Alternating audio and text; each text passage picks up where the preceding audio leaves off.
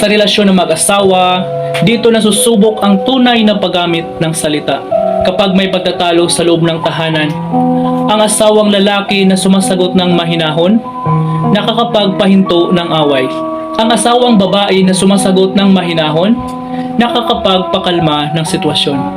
Ngunit kung pareho silang magpapatuloy sa maras na salita, ang maliit na isyo ay magiging malaking alitan. Maraming pag-aasawa ang nasisira hindi dahil sa malalaking kasalanan, kundi dahil sa mga salitang walang pagpipigil. Ang lalaki hindi kailangang ikaw ang laging tama. Piliin ang kahinahunan kaysa pagmamataas. Ang babae hindi kailangang gumante. Piliin ang kapayapaan kaysa galit. Mga mag-asawa, tandaan ninyo, ang bawat salitang binibitawan ninyo ay maaaring maging sandata o lunas sa inyong relasyon. May mga salitang hindi na mababawi. Kahit humingi ka ng tawad, ang sugat ay nananatili.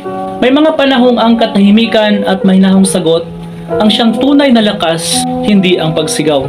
Tanungin ninyo ang inyong sarili. Mas mahalaga ba ang manalo sa argumento o mapanatili ang relasyon? Dahil ang totoo, hindi kayo ang magkalaban, magkakampi kayo.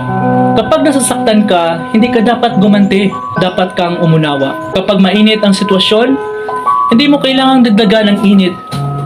Ikaw ang maging pahinga. Ang tahanan na puno ng sigaw ay napupuno ng distansya. Ngunit ang tahanan na puno ng malumanay na salita ay napupuno ng presensya ng Diyos. Ngayong araw, hayaan ninyong baguhin ng Diyos hindi lamang ang inyong puso, kundi pati ang inyong pananalita. Piliin ninyo ang magpatawad kaysa magtanim ng galit. Piliin ninyo ang magmahal kaysa magmataas. Piliin ninyo ang mahinahong sagot kahit mahirap, kahit masakit. Sapagkat ang tunay na malakas na mag-asawa ay hindi yung walang away, kundi yung marunong magpakumbaba at magpatawad. Kung nais ninyong maging matatag ang inyong pagsasama, simulan ninyo sa inyong bibig at mga salita. Sapagkat ang tahanang puno ng mahinahong sagot ay tahanang pinaghaharian ng kapayapaan ng Diyos.